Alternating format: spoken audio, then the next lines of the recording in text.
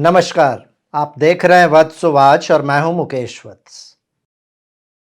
Friends, 15 जुलाई से देवगुरु बृहस्पति अस्त होने जा रहे हैं। देवगुरु बृहस्पति हैं तो उच्च के कर्क राशि में हैं, लेकिन अस्त के हो जाएंगे और लगभग 1 महीने तक 14 अगस्त तक वो अस्त ही रहेंगे। आज के इस वीडियो में मैं आप लोगों को बताऊंगा कि देवगुरु बृहस्पति के अस्त होने का क्या मतलब है, इसके क्या परिणाम होंगे, किन चीज़ों की हम लोगों को सावधानी रखनी चाहिए और साथ ही वो कौन से सरल उपाय करने चाहिए जिससे कि देवगुरु बृहस्पति के अस्त होने का कोई बुरा प्रभाव हम लोगों के जीवन पर ना पड़े। तो ये वीडियो इम्पॉर्टेंट है, इसको अंतिम तक अवश्य देखिएगा। मेरे कंटेंट यदि आपको अच्छे लगते हैं तो मेरे चैनल को सब्सक्राइब करके बगल के बेल आइकन को दबा लीजिएगा। फ्रेंड्स, बहुत सारे लोगों ने कमेंट सेक्शन में लिखा कि देवगुरु बृहस्पति अस्त हो रहे हैं, आप इस पर एक वीडियो दीजिए। फ्रेंड्स, देवगुरु बृहस्पति का अस्त होना कोई बहुत बड़ा इंसिडेंट नहीं है।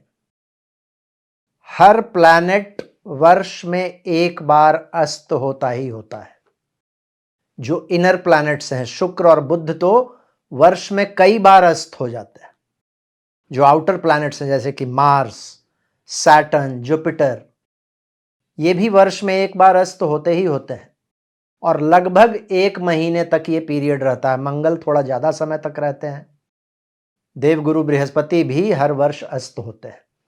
इस वर्ष देवगुरु बृहस्पति के अस्त होने का उतना ज़्यादा बुरा प्रभाव पड़ेगा भी नहीं, और वो मैं एक्सप्लेन करूँगा शास्त्रों में क्या लिखा हुआ है उसके साथ, ताकि आप लोगों के मन में यदि कोई भ्रम, कोई डर बैठा हुआ है तो वो भी निकल जाए। अस्त क्या होता है ये समझिएगा तो आप लोगों को फिर ये जो अस्त और रेट्रोग्रेड से हम लोग डरते हैं, आप लोगों को समझ में आ जाएगा कि ये बहुत ज़्यादा डरने की बात नहीं है। देखिए, अस्त का मतलब, इसको कई नामों से बुलाया गया है एस्ट्रोलॉजी में। अस्त है, दग्ध है, विकल है, मौध्य है, बहुत सारे नाम दिए गए हैं। अस्त का मतलब जो नीचे चला जाए, जैसे सूर्य अस्त हो जाता है तो सूर्य क्षितिज से नीचे चला जाता है। दग्ध यानी कि जला हुआ, जिसकी शक्तियां खत्म हो गई है। विकल यानी कि जो थक चुका है, जिसकी शक्ति क्षीण हो चुकी है। बहुत सारे विशेषणों से इसको नवाजा गया है एस्ट्रोलॉजी में, लेकिन एस्ट्रोनॉमिकली इसको समझ लीजिएगा तो आप लोगों को पूरा कॉन्सेप्ट समझ में आ जाएगा। देखिए, सूर्य बीच में होता है और पृथ्वी तथा दूसरे ग्रह भी उसके चारों तरफ घूमते हैं। कई बार ऐसी स्थिति होती है कि घूमने के समय में पृथ्वी सूर्य के इस तरफ रह जाता है और कोई ग्रह सूर्य के दूसरी ओर चला जाता है।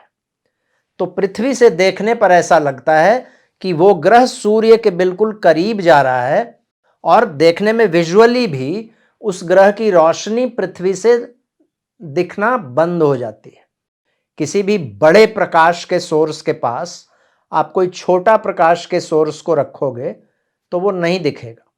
एक बड़े हैलोजन बल्ब के बगल में आप अपने मोबाइल के टॉर्च को जलाओ, मोबाइल के टॉर्च की प्रासंगिकता ही नहीं रहेगी, उसकी रोशनी दिखेगी ही नहीं।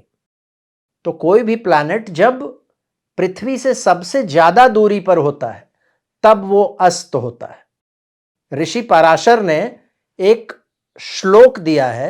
इस श्लोक का मतलब आप समझ लीजिएगा तो रेट्रोग्रेड और कंबस्ट का कॉन्सेप्ट आपको बिल्कुल क्लियर हो जाएगा, और मैं एस्ट्रोनॉमिकली भी आप लोगों को समझा दूंगा।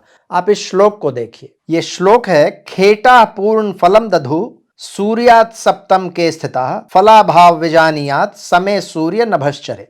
इसका मतलब है, when the planet is nearest to the earth और रेट्रोग्रेड, यानी कि प्लैनेट जब वक्री होता है, पृथ्वी के सबसे ज्यादा करीब होता है, तब उस प्लैनेट की शक्तियां कई गुना बढ़ जाती हैं। और दूसरी तरफ जब कोई प्लैनेट अस्त होता है, उस समय में पृथ्वी से उसकी दूरी सबसे ज्यादा होती है, तब वो प्लैनेट कमजोर माना जाता है, अपनी रिजल्ट्स को देने में उतना ज्यादा सक्षम नहीं रह जाता है। इस श्लोक का यही मतलब है। अब एस्ट्रोनॉमिकली आपको समझा देता हूं।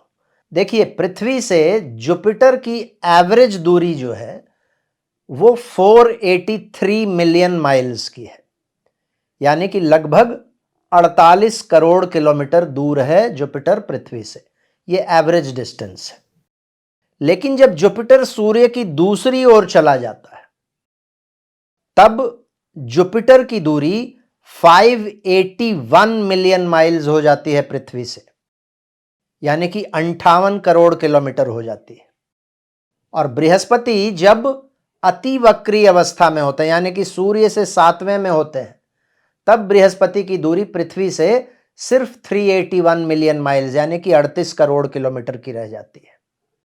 अब सोचिए, रेट्रोग्रेड होने पर बृहस्पति की दूरी 38 करोड़ किलोमीटर और कंबस्ट होने पर यही बृहस्पति की दूरी पृथ्वी से 58 करोड़ किलोमीटर हो जाती है। 20 करोड़ किलोमीटर का फासला बढ़ जाता है।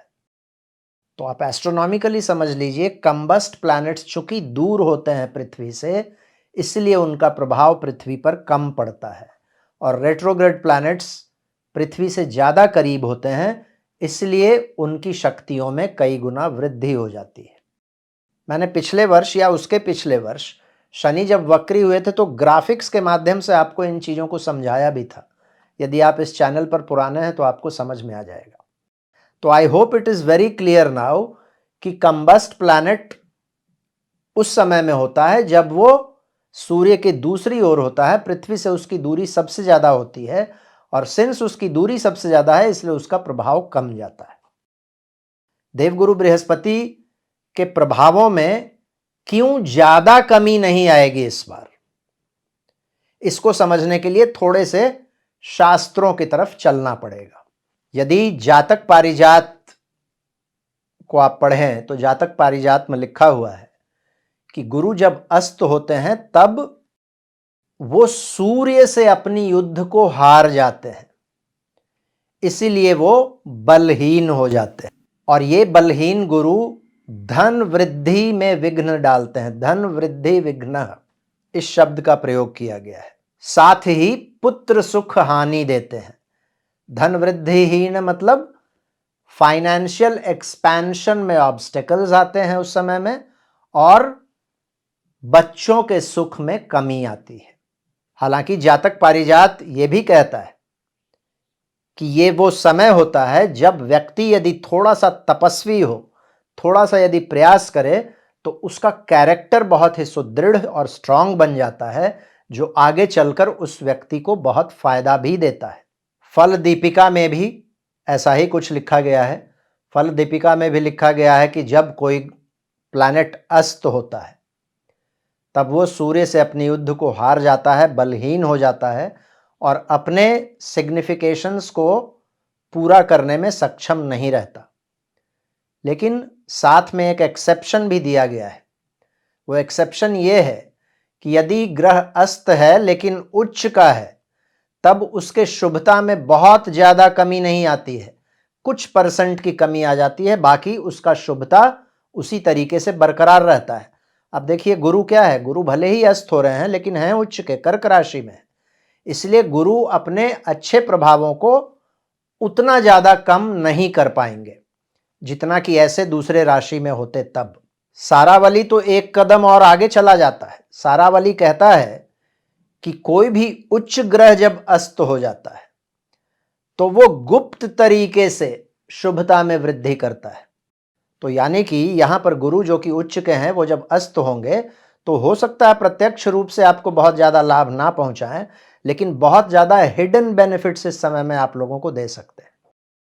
तो इसीलिए गुरु के अस्त होने से बहुत ज़्यादा डरने की आवश्यकता नहीं है। हाँ, गुरु जब अस्त होते हैं या शुक्र जब अस्त होते हैं तो हमारे शास्त्रों में यह भी कहा गया है कि शुभ कार्यों को रोक दिया जाता है। चूंकि गुरु बहुत अच्छे प्लैनेट हैं, बहुत बड़े बेनिफिक हैं, सारे अच्छे चीज़ों को देने वाले प्लैनेट हैं, चाहे तो वो वेल्थ हो, संतान हो, शिक्षा हो, ज्ञान हो, धर्म के कारक हैं गुरु, ऐश्वर्य की वृद्धि करवाने वाले हैं गुरु। जितने भी परमानेंट सुख होते हैं, परमानेंट खुशियां होती हैं, उन चीज़ों को देने वाले हैं गुरु। तो गुरु जब अस्त हो जाएंगे तो क्या होगा, अच्छे कार्यों को नहीं किया जाता है। विवाह, मुंडन, उपनयन संस्कार, नए बिजनेस की शुरुआत, गृह प्रवेश, शुभ कार्य इस समय में नहीं किए जाते हैं। हालांकि आजकल तो लोग कभी भी विवाह कर रहे हैं, लेकिन ऐसे समय में नहीं करना चाहिए। क्या बुरे प्रभाव होते हैं गुरु जब अस्त होते हैं? तो देखिए, जैसा मैंने पहले कहा, शुभता में थोड़ी कमी आ जाती है। शुभ परिणामों को देने वाला ग्रह जब वीक हो जाएगा तो क्या होगा, पहले यदि 100 दे रहा था तो शायद अब 10 ही दे पाए। तो जैसे फाइनेंशियल एक्सपेंशन है ना, धन आगमन है, कोई रिकॉग्निशन मिलने वाला है, आपकी तरक्की होने वाली है, धंधे में वृद्धि, नौकरी में प्रमोशन, इन चीज़ों में थोड़ी सी डिलेज हो जाती हैं। कई बार इसमें कुछ बाधाएं आ जाती हैं, वो बाधाएं टेम्पररी होती है, क्योंकि जैसा मैंने कहा 14 अगस्त के बाद फिर से गुरु उसी तरीके के प्रभाव देंगे जैसे पहले दे रहे थे। तो थोड़ा सा डिलेज हो जाएगा, लेकिन गुरु के प्रभावों में कमी नहीं आएगी। फिर से जब गुरु एक बार सूर्य के डिग्री से बाहर जब निकलेंगे, 11 डिग्री तक गुरु को अस्त माना जाता है, सूर्य के पीछे या सूर्य के आगे। तो 14 अगस्त को सूर्य गुरु से 11 से ज़्यादा डिग्रीज आगे बढ़ जाएंगे तो गुरु की अवस्था खत्म हो जाएगी और फिर से आपको अच्छे परिणाम मिलने शुरू हो जाएंगे। इस समय में क्या नहीं करना चाहिए? इम्पल्स में कोई भी काम नहीं करना चाहिए। गुरु जब अस्त होते हैं तो शुभता में जब कमी आती है तो व्यक्ति बहुत ज़्यादा एक तरीके से ना फ्रस्ट्रेटेड होकर अग्रेसिव हो जाता है, चीज़ों को जल्दी जल्दी प्राप्त करना चाहता है और कई बार इसी में वो शॉर्टकट्स मारता है, इंपल्सिव डिसीजंस लेता है, गलतियां करता है। गुरु की शुभता में थोड़ी सी कमी आ गई है, थोड़ा पेशेंस रखना पड़ेगा, थोड़ा धीरज रखना पड़ेगा, चीज़ों में डिले हो जाएगा लेकिन चीज़ें वापस मिल जाएंगी आपको। तो सबसे जरूरी चीज़ है पेशेंस और फ्रस्ट्रेटेड नहीं होना, धैर्य रखना। रेमेडीज क्या कर सकते हैं गुरु जब अस्त होंगे उस समय में? देखिए, रेमेडीज में सबसे बढ़िया चीज है, गुरु थोड़े समय के लिए कमजोर हो रहे हैं तो गुरु को हमको थोड़ा स्ट्रेंथन करना है। क्या करना होगा? गुरु का मंत्र कर सकते हैं। एक बहुत ही छोटा सा गुरु का मंत्र है, मैंने पहले भी अपने कई वीडियोस में इसकी चर्चा की है। ओम ग्राम ग्रीम ग्राम सह गुरुवे नमः। इस मंत्र की डेली चैंटिंग कर लीजिए। या फिर और भी एक सिंपल मंत्र है, ओम ब्रिम बृहस्पते नमः। इन मंत्रों की चैंटिंग करते रहिए। भगवान विष्णु की पूजा करके भी आप गुरु को बल दे सकते हैं। ओम नमो नारायणाय, इसकी चैंटिंग कर सकते हैं।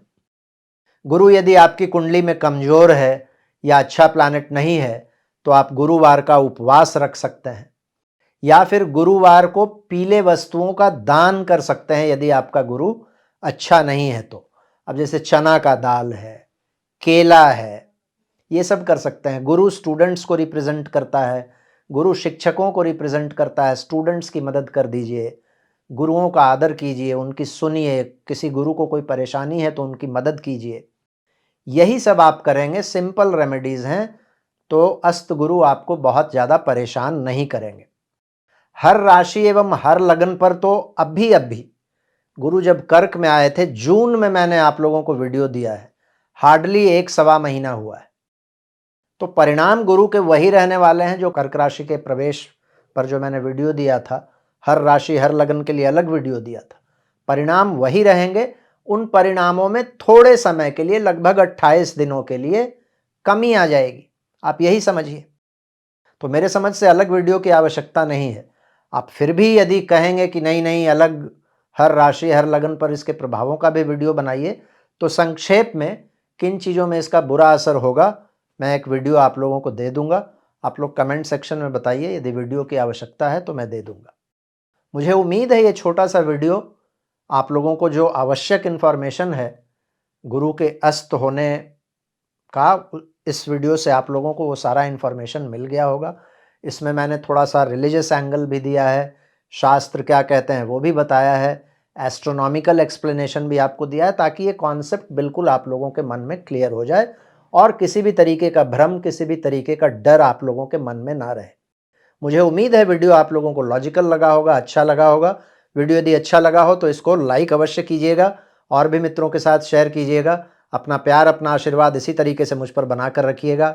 आज मैं अपनी वाणी को यहीं विराम देता हूँ। फिर से मुलाकात होगी अगले किसी वीडियो में एक नए विषय के साथ। तब तक के लिए बहुत बहुत धन्यवाद। हर हर महादेव। भारत माता की जय।